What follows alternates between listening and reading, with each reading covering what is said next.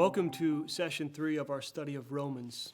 In the first part, we learned that Paul wrote Romans in order to clarify the gospel, and by clarifying the gospel, to unify a church by showing and proving and defending God's righteousness. This is why he wrote the book. So far, great, awesome, good news. But in the second part, we talked about how Paul is very honest about the situation in which he preaches the gospel. The world is a messed up place because people replace God. And as a result, well, all sorts of things start to fall apart. And so the question that hangs as we end this section is, what do we do now? Like, how do you fix the problem? That's actually the question I'd love for you to be thinking about. What would you suggest is the solution? How would you clean up the mess that we made? And Paul's moving in that direction. Now, he's going to press in a little bit, but I'd like for you to think about, like, what would you say is the solution to our problem? Because one typical response, maybe it's yours, I don't know, is to say, well, if people would just be good, you know what I mean? If people would just shape up their behavior. And usually there's kind of like an assumed second part, like me or like us. If people would just do the right thing, some of us just do the right thing, and if everybody would just do the right thing, then we'd all be fine. It's a common answer, to look at others and say, look, you guys have ruined this place. Stop it. Be more like us. And it's probably what some of the people in the room were thinking. The analysis that Paul gives us at the end of chapter 1 of a world gone wrong is a pretty standard Jewish critique of Gentile sin. Gentile idolatry. The people who, you find it in other Jewish texts, the people who worship God look at those who don't and say, look at what you guys have done. If you just stop worshiping other gods, then everything would be fine. No doubt some of the people in the room, while Paul is working through this analysis of the problem, are saying, hey man, yeah, go get them, because the problem is always them. And yet here in chapter 2, Paul basically says, not so fast. Slow down. Slow down. Our text range today is long. We're looking at chapter 2, verse 1 through chapter 3, verse 20. A lot of text, but it's one unified statement. We're not going to read the whole thing, and we're certainly not going to explain all the details. But if you've read the text, then I think I can give you a bigger picture, perspective, that will help make sense of how it all flows together. We're going to divide it into 3 sections. The first section, verses 1 through 16 of chapter 2, and the point that Paul wants to get across is you should judge lightly because God will judge fairly. Slow down with the finger pointing because God is an impartial judge. You think about, kids do this all the time. So, we've had this experience at the dinner table. I have a 6-year-old daughter, Claire, 3-year-old son, Carson. Claire, stop playing with your food. Okay, she stops. And then about 30 seconds later, Claire says to Carson with a much more intense voice, Carson, stop playing with your food, And then she'll look over at me, kids these days, can you believe it? and the wrongful one has become the judge. And Paul says, slow down, judge lightly because God's going to judge fairly. And there's a couple of sub-points that Paul wants to communicate. And the first thing he wants us to know is none of us come out clean. Let me read the first few verses of chapter 2. You, therefore, have no excuse, you who pass judgment on someone else. For at whatever point you judge another, you're condemning yourself because you who pass judgment do the same things. Now we know that God's judgment against those who do such things is based on truth. So when you, a mere human being, pass judgment on them and yet do the same things, do you think you will escape God's judgment? And maybe when you read that, you think to yourself, I don't do the same things. I don't celebrate evil like most of the people in the world. I've not done almost anything on the list. I don't invent ways of doing bad. When I read the list of sins, I come out pretty clean.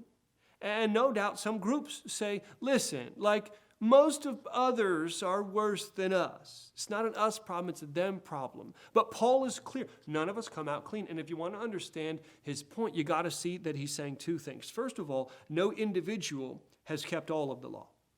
No single person has not broken any of the rules. Even if you just broken a little one, you've broken some of the rules. You've acted against what you know is right.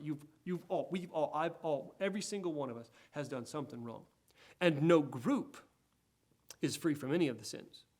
So no person is free from all sin. No group is free from any of the sins. You could look, different ethnic groups, different parts of this country or another country, different, groups of sports fans. I don't care how you slice the thing. Different faiths, different denominations. None of us can say, if you look at us, we've figured it out. We're perfect. Because in reality, no matter what group you go to, what church, what synagogue, what mosque, again, what country, you're going to find every single sin broken by someone.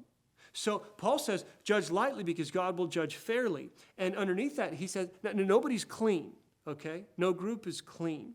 And in addition to no group being clean, he says, God will judge fairly, impartially. This is the point of the second half of 2:1 through 16.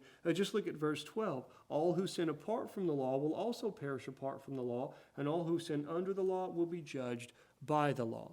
So the Gentiles in the room are saying to the Jews, listen, you guys had the law of God. If we'd had the law of God, we'd be fine. Paul says, no, you wouldn't, because you have your conscience and you break it. And the Jews might be looking at the Gentiles saying, you guys do all kinds of bad things. At least we have the law. And Paul says, not so fast, because you have it, but you don't keep it. It's not having the law that makes you good. It's if you actually do it, then you could look at your life and say, yeah, I'm good. So in the first section here, Paul just slows down anybody who would be pointing fingers. And he says, judge lightly because God will judge fairly. But that's not all he says. Sometimes we assume that's his whole point in chapter 2, and then we just move on. That's part of his point. But the point is not just everybody's bad. It's not just the Jews are bad just like the Gentiles. He actually puts a finer point on it that becomes clear in the next section. You know that old phrase, the well has been poisoned, or someone poisoned the well? That's kind of what Paul's talking about in 2:17 through 29. And why is it a big deal if the well is poisoned? Because the well is where we're supposed to get clean water. And so if our source for clean water has been poisoned, then we're in double trouble. And double trouble is what Paul's talking about next. He says that the solution has become part of the problem. That's his point in 2:17 through 29. The solution has become part of the problem. God set apart one particular group in order to solve what was going on with the whole, but that one particular group has not done such a good job. Look at chapter 2, verses 19 and following, really just starting in 17. You can see Paul's clear. Now, if you call yourself a Jew, if you rely on the law, if you boast in God, if you know his will and approve of what is superior because you've been instructed by the law, if you're convinced that you're a guide for the blind, a light for those who are in the dark, an instructor of the foolish, a teacher of little children, because you have in the law the embodiment of knowledge and truth. This is what Israel thought of herself, because she did have in the law the embodiment of knowledge and truth. But then he says, you then who teach others, do you not teach yourself? You who preach against stealing, do you not steal? And he goes on from there. They were called to be a light to the world. And yet if you know the Old Testament story, the light got contaminated by darkness. God calls Abraham and he says, through your family, I'm going to bless the whole world. And then he finds their descendants in slavery. And so he liberates them from bondage in Egypt and gives them the law and says, here's the law. Follow this so that the world can look at you and see, here's how it's supposed to be. And through you, I will save all nations through this one. But this one nation, if you know the story of the Old Testament, tried to be like all the other nations, sometimes quite explicitly, sometimes quite intentionally. We want to be like them. And they were. And so God sent them into exile. And the story of the Old Testament ends not happily.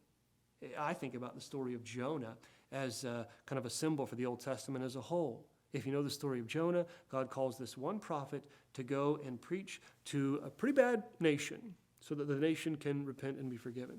And Jonah runs the other way. But we got a double problem, because we had a problem, Assyria, Nineveh was the city.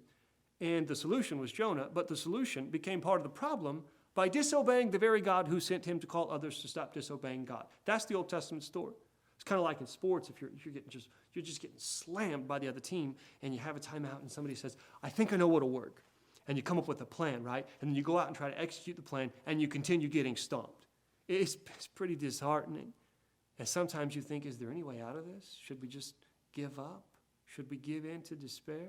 Not when God is the major player in the story. But Paul says in 2:17 through 29, it's not just that we have a world full of idolatry, it's that those who were supposed to worship God alone have participated in that idolatry and become part of the problem. Where do we go from here? We go to chapter 3. Now, chapter 3, especially this first part of it, if you try to understand it out of its context, it will be frustrating and weird. But if you put it back in its context, it'll make sense. Let me just read a verse to you. Chapter 3, verse 3. Here's the heart of it. What if some were unfaithful? Will their unfaithfulness nullify God's faithfulness? Not at all. Let God be true and every human being a liar. That's the heart of what we're saying here. Paul is saying, does this mean that like God's not going to keep his promises to Israel because she was unfaithful? No, God promised, period. So what Paul says is God has an answer for this situation. But in the back half of 1 through 20, he says that answer is not the law. You can't expect to get a new solution from the same old problem. You have to understand that God's going to do something that it can't totally like just throw out the law because then God is inconsistent. But it's not going to be the law because, and he quotes a bunch of scripture from the law. The law itself testifies that we have a problem. All have turned away. There's no one righteous, not even once. Like the law is looking from side to side saying, I can't find anybody good. And then it stops and looks everybody up and down. It says, their throats are open graves, their tongues pressed to secede. The poison of vipers is on their lips. Goes down, their feet are swift to shed blood. So you look side to side, you see nothing good. You look people up and down, you see nothing good there as well.